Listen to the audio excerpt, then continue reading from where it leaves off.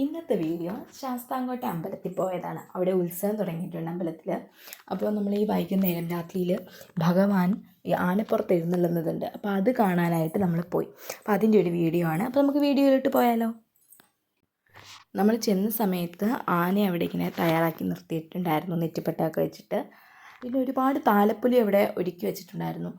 താലപ്പൊലി എന്ന് വെച്ചപ്പോൾ താലമല്ല, ഇത് വിളക്കാണ്. വിളക്കിങ്ങനെ തൂക്കുന്ന വിളക്കില്ലേ, ആ വിളക്കാണ് ഈ ആനപ്പുറത്ത് ഭഗവാൻ എഴുന്നള്ളുമ്പോൾ താലപ്പൊലി പോലെ പോകുന്നത്. അപ്പോൾ അതൊക്കെ അവിടെ തയ്യാറായി. അപ്പോൾ അവിടെ ഇങ്ങനെ നിൽപ്പുണ്ടായിരുന്നു. ഞങ്ങൾ ചെന്നിട്ട് കുറച്ച് സമയത്തിനുള്ളിൽ തന്നെ ഭഗവാൻ എഴുന്നള്ളാനായിട്ട് സമയമായിട്ടുണ്ടായിരുന്നു. അപ്പോൾ ഈ പന്തം ആ വിളക്കില്ലേ, ആ വിളക്കൊക്കെ ഇങ്ങനെ കത്തിച്ച് എല്ലാം തയ്യാറായി നിൽപ്പുണ്ടായിരുന്നു.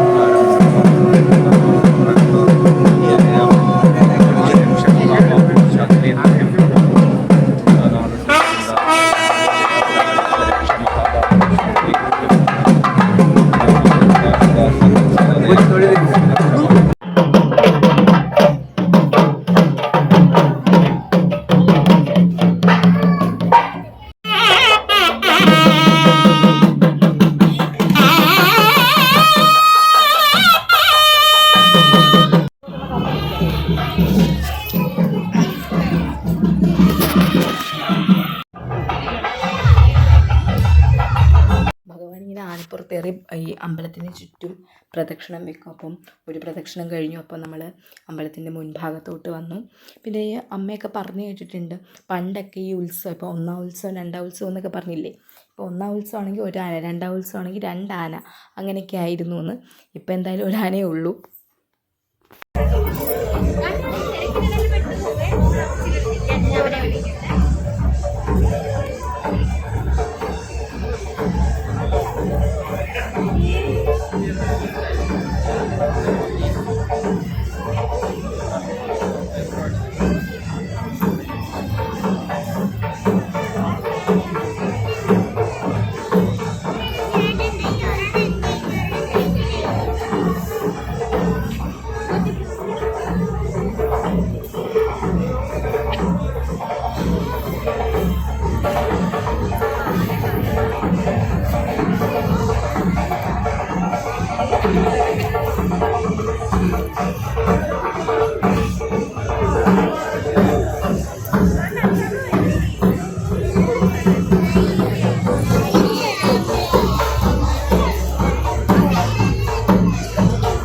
ആന വരുന്നില്ലല്ലോ.